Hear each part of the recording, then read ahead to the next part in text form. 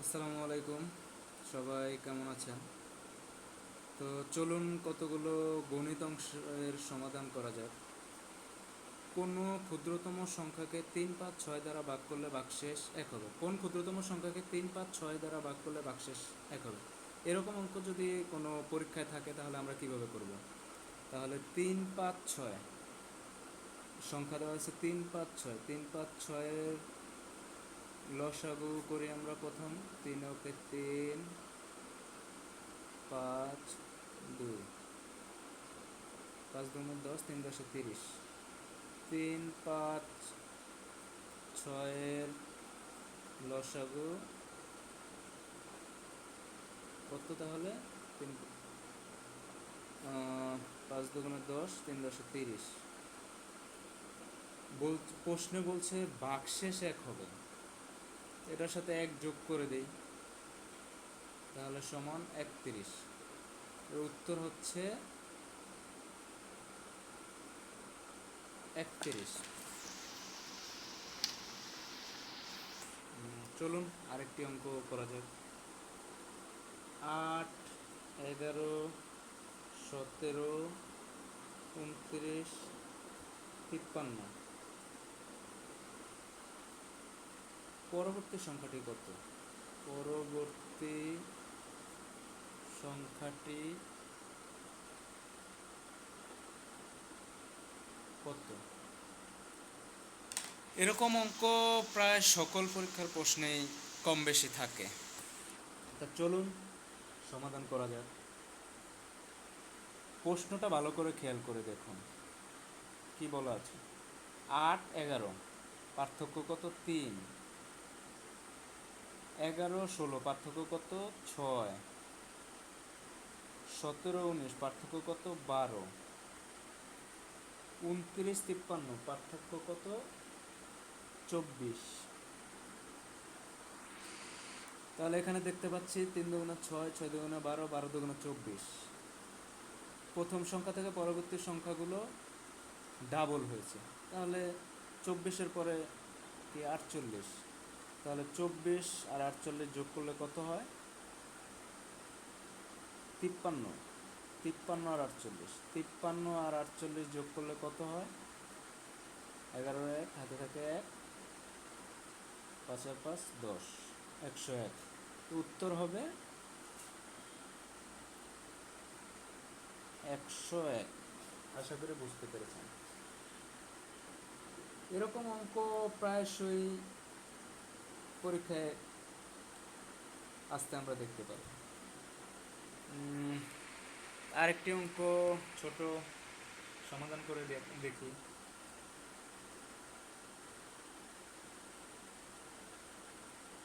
মামুন একটি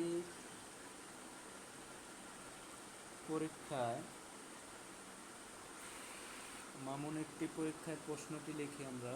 একটি পরীক্ষায় ইংরেজি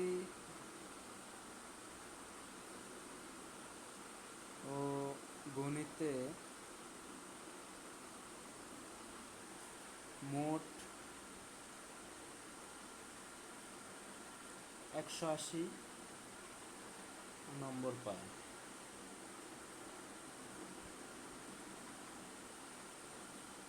ইংরেজি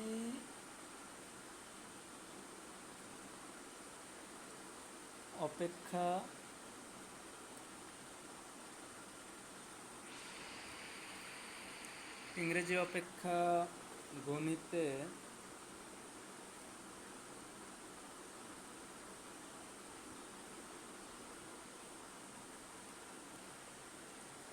14 নম্বর বেশি পেলে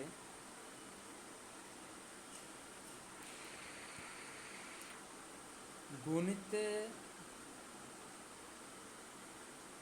কত পেয়েছে?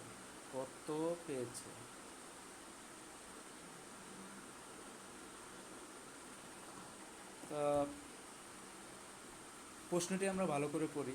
মামুন একটি পরীক্ষায় ইংরেজি ও গণিতে মোট 180 নাম্বার পেয়েছে। ইংরেজি অপেক্ষা গণিতে 14 নাম্বার বেশি পেলে গণিতে কত পেয়েছে? তাহলে দেখি, সমাধান করি। ধরি গণিতে, এটা মধ্যাহ্ন হবে, গণিতে গণিতে পেয়েছে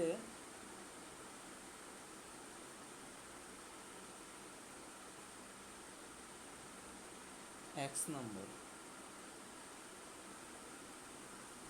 গণিতে পেয়েছে x নম্বর ধরলাম। তাহলে প্রশ্ন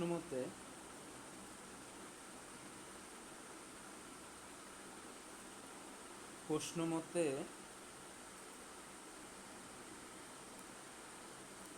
বের করতে বলছে কি গণিতে কত পেয়েছে। তো গণিতের নাম্বার ধরলাম x, যোগ ইংরেজি অপেক্ষা গণিতে 14 নম্বর বেশি পেয়েছে, তাহলে x মাইনাস 14 হচ্ছে ইংরেজি। যেহেতু গণিতের নাম্বার আমরা জানি না, তো x থেকে 14 বিয়োগ, সর্বমোট নাম্বার কত পেয়েছে? 180, বা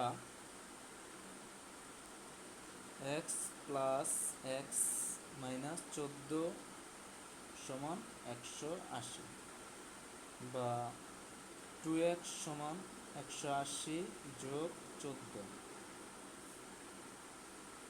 180 আর 14 যোগ করলে কত হয়? 194,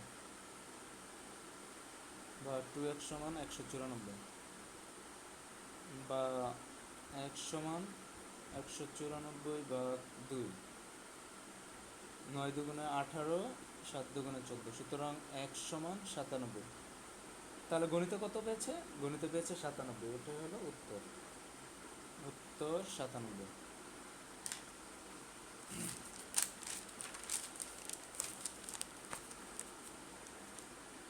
আরেকটি অঙ্ক, তো চলুন অঙ্কটি আমরা লিখি। একটি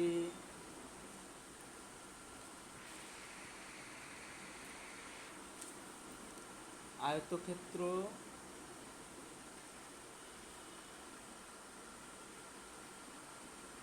ও একটি বর্গক্ষেত্রের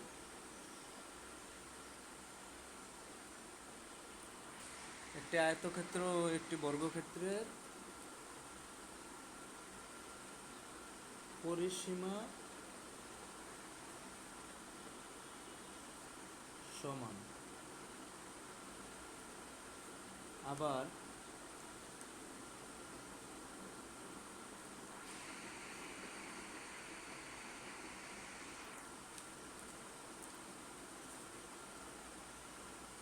আয়তক্ষেত্রের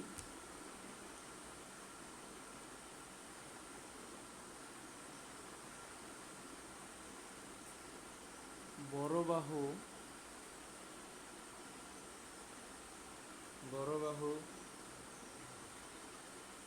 ছোট বাহু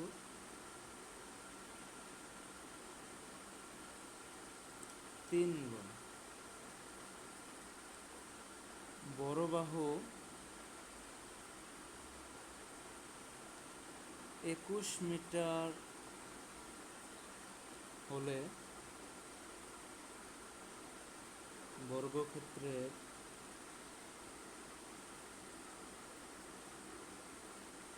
বাহুর দৈর্ঘ্য কত? তো প্রশ্নটা আমরা আবার পড়ি। একটি আয়তক্ষেত্র ও একটি বর্গক্ষেত্রের পরিসীমা সমান। আবার বর্গক্ষেত্রের বড় বাহু ছোট বাহুর 3 গুণ, বড় বাহু 21 মিটার হলে বর্গক্ষেত্রের বাহুর দৈর্ঘ্য কত? তাহলে দেখা যাক কীভাবে সমাধান করা যায়। এখানে আয়তক্ষেত্রের বড় বাহু ছোট বাহুর 3 গুণ। আয়তক্ষেত্রের বড় বাহু কত? আয়তক্ষেত্রের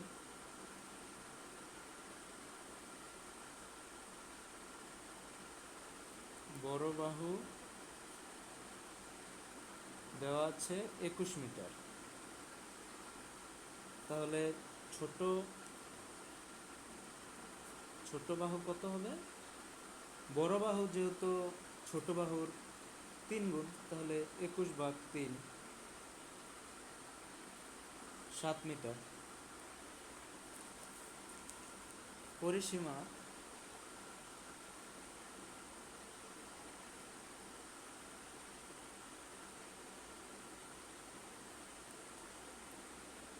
বর্গক্ষেত্র আর আয়তক্ষেত্রের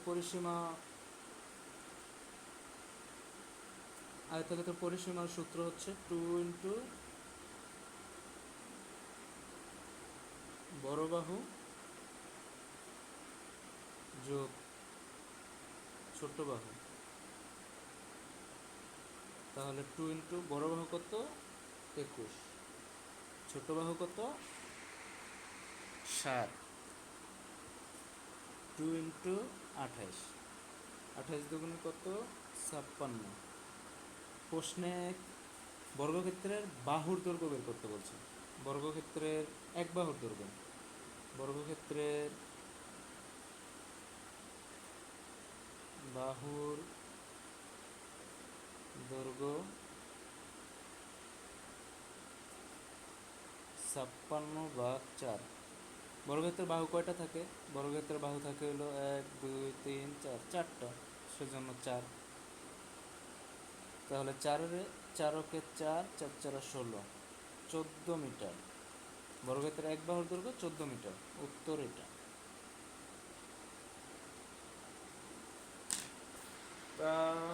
আরেকটি ছোট অঙ্ক আমরা করি, চলুন। একজন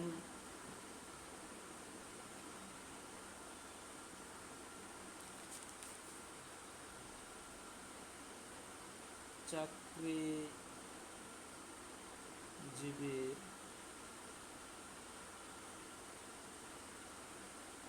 বেতন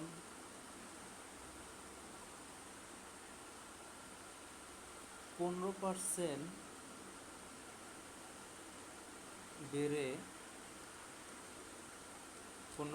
বেড়ে 5,750 টাকা 5,750 টাকা হয়।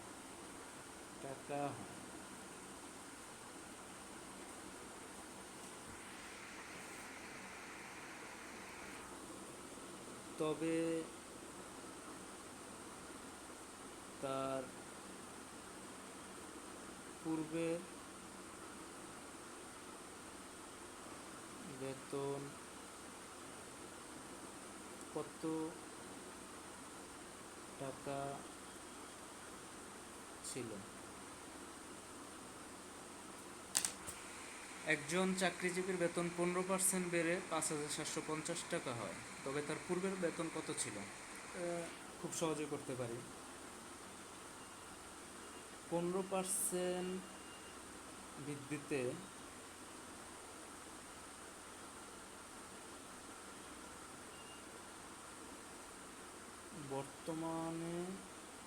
বর্তমান বেতন কত? 100 যোগ 15, 115 টাকা হলে পূর্বে কত ছিল? পূর্বে ছিল 100 টাকা, যেহেতু 15% বৃদ্ধিতে। তাহলে বর্তমান বেতন 1 টাকা হলে পূর্বে ছিল কম, 100 115। বর্তমান বেতন 5,750 টাকা হলে পূর্বে ছিল 100 × 5,750, 115 টাকা। তাহলে কাটাকাটি করলে 115, 500, 50 দিয়ে গুণ করলে 115 × 50 সমান আছে 5,750, তাহলে 5,000। টাকা। তাহলে পুরোর বেতন কত ছিল? 5,000 টাকা, এটাই উত্তর।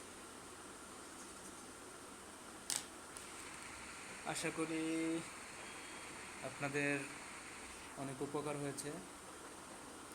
আপনারা সবাই ভালো থাকবেন। আসসালামু আলাইকুম।